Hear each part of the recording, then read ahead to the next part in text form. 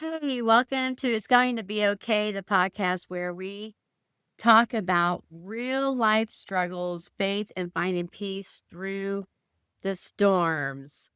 Hi, I'm Nicky Asher-Bowling, and today we're talking about how to design routines that support mental health and your families and your families. Yes, I can't read.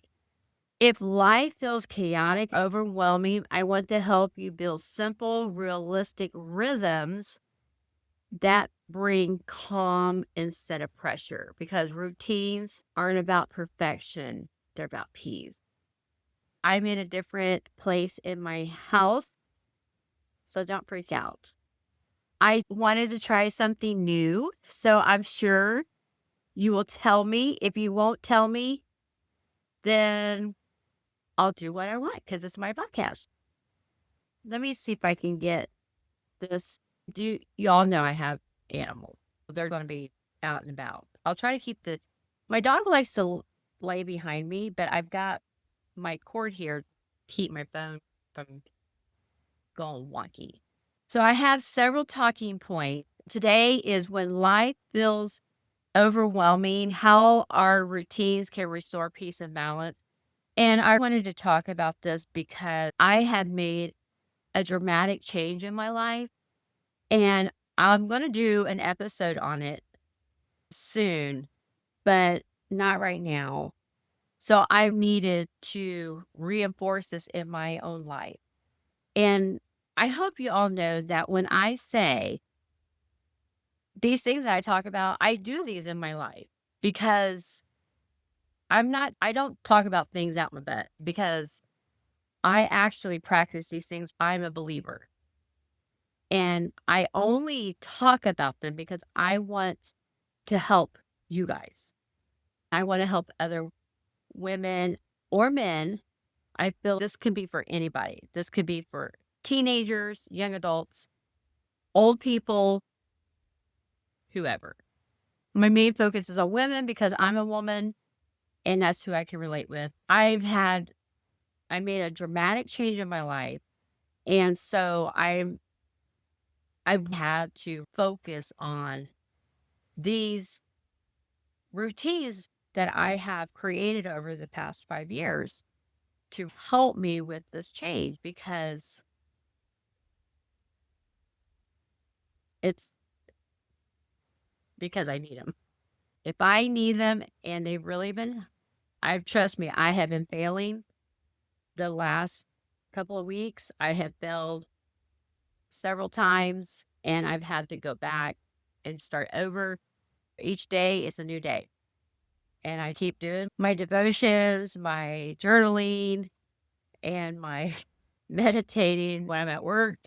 If I feel stressed, I will go take a break, either to my car or the bathroom, and take some peace. I'm saying all of that to say this isn't for you. I'm not blowing smoke in your ear. These are things that I am doing to help myself too. Talking point number one, the importance of routines for mental health. 1 Corinthians 14:40, but everything should be done in a fitting and orderly way.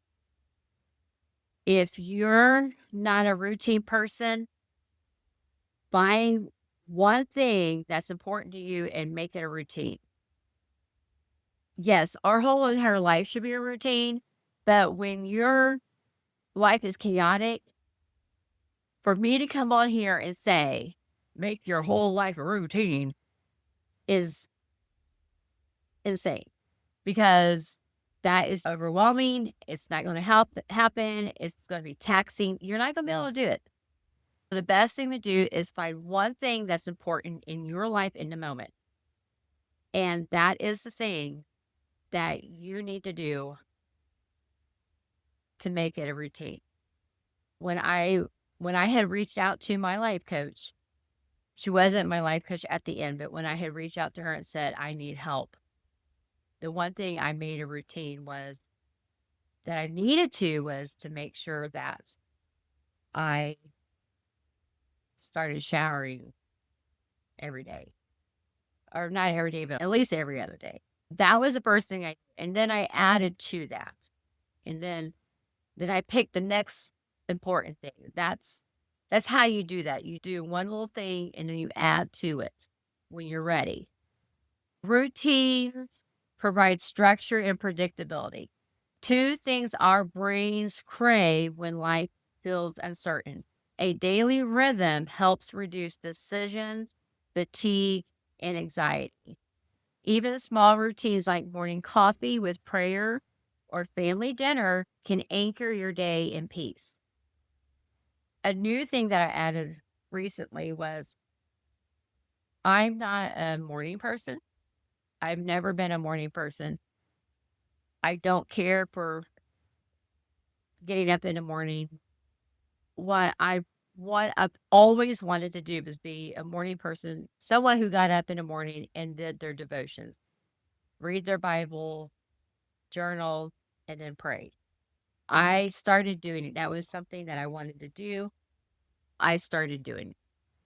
And I want to tell you that has changed my life tremendously for positive. That was something new that I did. The takeaway is order doesn't have to be rigid. It's a form of self-care. That's something when you're working on adding a routine, it's don't you have to be rigid about it. I'm taking care of something you want to remember is yourself taking care of yourself.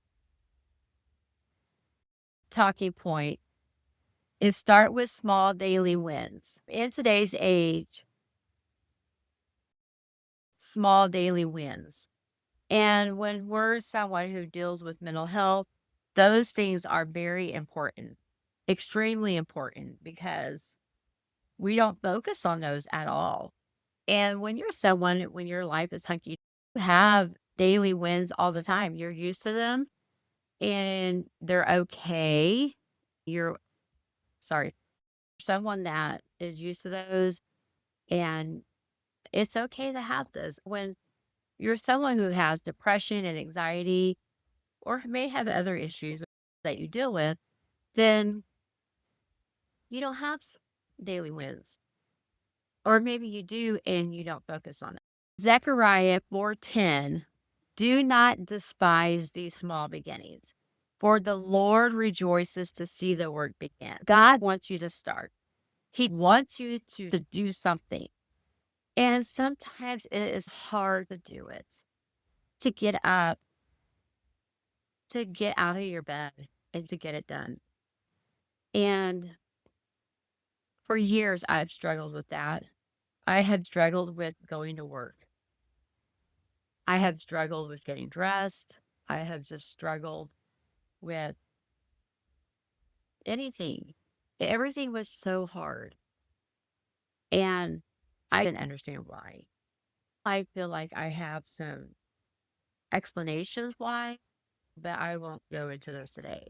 Don't overhaul your entire life overnight. Start small because people with mental disorders and anxiety and depression or whatever it is that you deal with, that's overwhelming. And when we get overwhelmed, we can't do it. We shut down and we refuse to not refuse, but we can't. It delays us in getting started. You're not going to get it all done overnight. Start small. You may list out all your goals that you do want to get done, but then you need to break them down into small, achievable tasks. And that's why I work on the 12-week goals that my life coach has taught me to do. And when you work with me, I teach you how to do that too, because you take those big goals and you break them down into small, tiny steps. And by the end of the 12 week, you have achieved that one big thing that you wanted to get done. And it makes it so easy and you have accomplished something that you didn't think you could get done. It's really amazing. Choose one small habit that supports your emotional health, like journaling for 5 minutes or a nightly gratitude check in. These two, the journaling and the gratitude check-in. Those two things, one or the other of those, are amazing things that someone with mental health issues or emotional this what do they call it? The disorders or whatever it is you want to call it. You don't really have to have any of those things, but you feel like you've neglected being grateful is something to take is good for us to do, especially when if even if you don't have anything wrong with you, you're a regular person, but you're so engrossed in social media that you want to be more cognitive of what's going on in your life. So the best thing to do is to start journaling and having a gratitude. Just writing down what you're grateful for each day. So one of the things I do is I'm rarely on social media anymore. I do Facebook and I do YouTube. Those are the two main things that I do. I may post my podcast stuff to other places, but I don't get on there and interact. It's just too stressful for me and I can't keep up with it. I do play a game on my phone and they use Discord. Sometimes I will interact on that, but rarely. I do have Discord on my phone, but it's just for game. The people that I play with on there will just give me updates. And so I just keep that on there. But I don't, I just use text messaging for my family and my husband. And so it's just too much. So I do journal. And when I do my devotions, I do the soak method, and which is amazing. And then recently, online Bible study group that I'm part of, did a guided prayer. And then I've been doing that. That noise you hear in the background is my dog chewing on her bone. So hopefully we can get the background noise out later and you won't hear it. So those two things I feel like is very important for anybody to do, especially with today's world and especially with all the bad news that we hear all the time because we hear so much negative news that now we're just numb to it and we don't even care about it anymore, which is frightening for us today as a group of people. So I don't want to be numb to it. It's awful. I always want to be someone who is aware and have the appropriate response, especially to get up there, lay down, go, lay down, go on, get up there, and have the appropriate response to what is provided in the news. I don't want to be just like numb to it. And I'm sure you don't either. Celebrating small wins, they build momentum and confidence. A successful routine is one that's oh, I can't talk. Sustainable, but not perfect. Don't expect perfection. You know, a routine that you know that is going to be good for you. Don't do a routine that isn't going to work for you. You know, it isn't going to work. I used to wanted to do routines that was so absurd.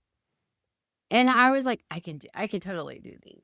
And then I had 3 boys and a house. I was single and then it didn't happen. And then I would be so mad at myself because why can't I do these? Because the task was so much.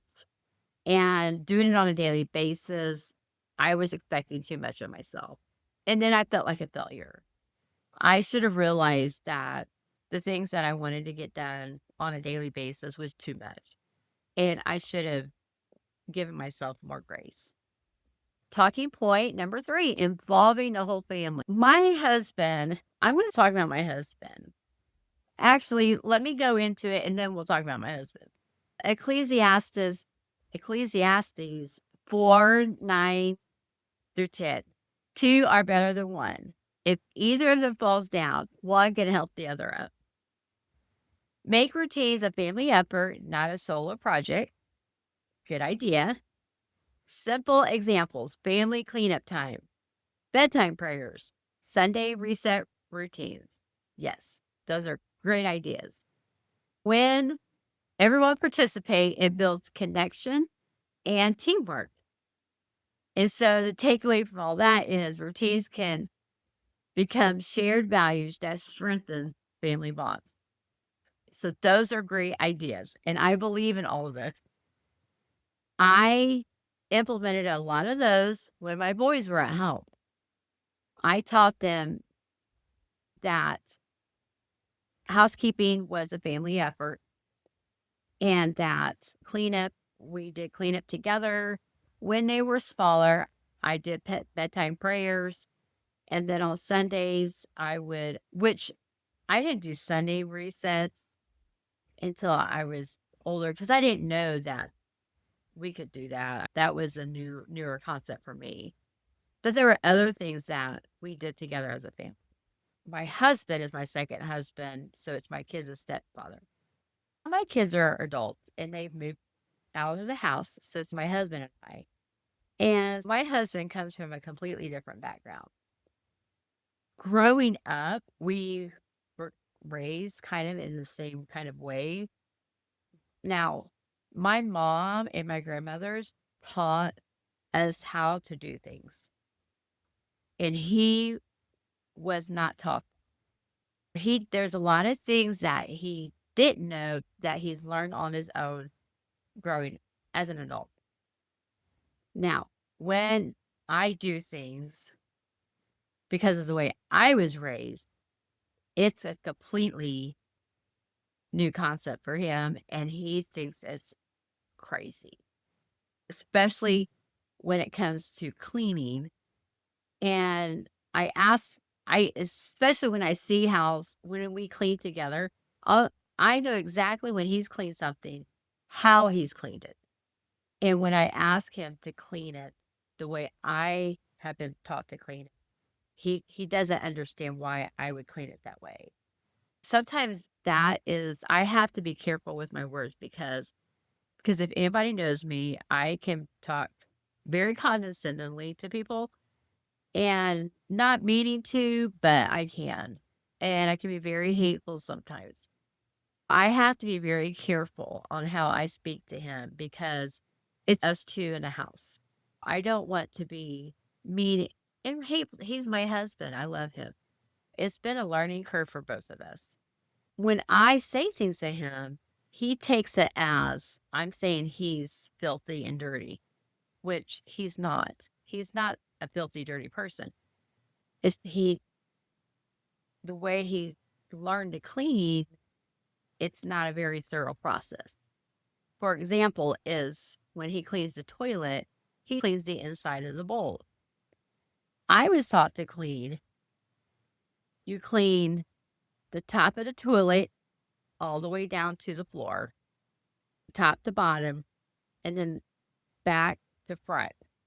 That means the whole entire toilet gets clean from front to back. He's never heard of that before. And not everything gets clean. And then when I go check it, I'm kind of grossed out.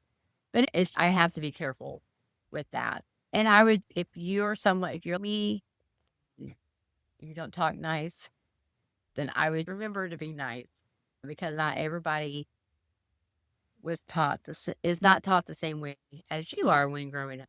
That's from personal experience. And to remember to be nice and kind when you speak to other people. Good advice, Nikki. Make sure you remember that when you talk to your husband. Moving on, talking point number 4, managing guilt when routines slip. Romans 8:1. Therefore, there is now no condemnation for those who are in Christ Jesus. You will have off days, and that's okay. Guilt often comes from unrealistic expectations, or this is a big one for everybody. I know it is. And instead of giving up, return to grace and begin again. Focus on progress, not perfection. I am someone who wants everything perfect. And when I can't do it perfectly, I get overwhelmed and then I don't do anything. I get frozen. And then that is something that I need to work on. And I'm doing better about it. Trust me, I'm doing way better over it. We need to focus on progress, not perfection. Talking point number 5, creating space for rest and renewal. Exodus 33:14. My presence will go with you and I will give you rest. God, when he created the heavens and the earth in 7 days, on the seventh day, he rested. God knew that we needed to rest and he implemented that and said it's okay. We need to remember that we do need to rest. Everybody works and they give you breaks at work, they give you lunch at work. And then when you come home, you have chores that you need to do your chores, and then you take a break. It's okay. And make sure you get to bed on time and you get up on time because that's the time when you need to rest. We need to rest, people. It's inevitable. We have to rest. True routines should make place for rest, not productivity. Build pauses into your day, quiet moments, prayer, or a short walk. That's what I was talking about when I'm at work. And sometimes where I'm working, I don't actually get a break. But I will go to the bathroom and then I will take a deep breath and exhale. Build pauses into your day, quiet moments, prayer, or a short walk. Remember that. Mental and emotional rest keeps you from burning out. The takeaway for that is peace is the goal, not performance. When you have peace, the performance will come. It will, because you're going to feel rested and you'll be ready to get in there and get it done. I hope these have helped. I'm sure a lot of you have heard these before in some other form or fashion, but these are things that I needed to remind myself of. And the holidays, we got done with Thanksgiving, and now Christmas and New Year's is coming up. And I wanted to go over these again with everybody. As you design your routines, remember they're